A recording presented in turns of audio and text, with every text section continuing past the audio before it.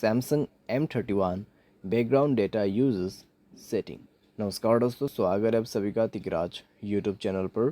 तो दोस्तों आज के इस वीडियो पर मैं आपको बताऊंगा कि कैसे आप जो है अपने सैमसंग के डिवाइस में background data uses setting set कैसे कर सकते हैं। ठीक है, अगर दोस्तों आपको बैकग्राउंड डेटा यूजेस सेट करना नहीं आते तो आज के इस वीडियो को पूरा ज़रूर देखेगा। मैं आपको शो करके बताऊँगा दोस्तों यहाँ पर कैसे आपको background data uses setting set करना होगा।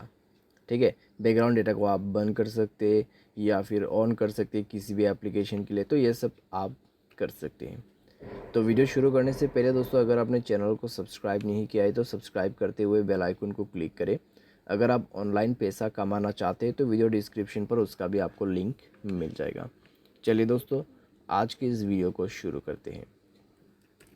तो दोस्तों सबसे पहले आपको जाना है आपके मोबाइल के सेटिंग पर। ठीक है, मोबाइल की जो सेटिंग है दोस्तों आप वो ओपन करें।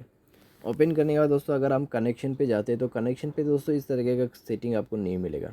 ठीक है, हालांकि यहाँ पे आपको डेटा यूजेस, ठीक है, ये सब मिल जाएगा और साथ ही साथ में आपको यहाँ पे डेटा लिमिट वगैरह का सेटिंग मिल जाएगा। तो बैकग्राउंड डेटा जो है उसको सेट करने के लिए बैकग्राउंड डेटा यूजेस, ठीक है, उसके लिए दोस्तों आपको जाना है ऐप्स के अंदर पे और कोई भी एप्लीकेशन यहाँ पे ओपन करें। माई एयरटेल ऐप हो सकते हैं, माई जियो ऐप या फिर अमेज़न शॉपिंग, ठीक है, तो वो सब कर सकते हैं। उसके बाद जाइए दोस्तों मोबाइल डेटा में और ये है दोस्तों आपका बैकग्राउंड सेटिंग। ठीक है, allow background data uses for this application. तो आपके ऊपर में डिपेंड करते हैं कि आप इस एप्लीकेशन के बैकग्राउंड डेटा को इनेबल रखना चाहते हैं या फिर डिसेबल करना चाहते हैं। ठीक है, तो इस तरीके से दोस्तों आप कोई भी एप्लीकेशन का यहाँ पे बैकग्राउंड डेटा इनेबल या तो फिर डिसेबल कर सकते हैं। जैसे कि यहाँ पे हो गया फेसबुक, तो उसका भी आप कर सकते हैं, इसको इनेबल भी कर सकते हैं, डिसेबल भी कर सकते हैं। ठीक है, कोई भी दिक्कतें आपको नहीं होगा। यहाँ पे बैकग्राउंड पे कितना इसका यूजेस ले रहा है, ठीक है, बैकग्राउंड और फोरग्राउंड आपको मिल जाएगा। तो बैकग्राउंड पे दोस्तों 180 MB, ठीक है, मेरा फेसबुक ने ले लिया।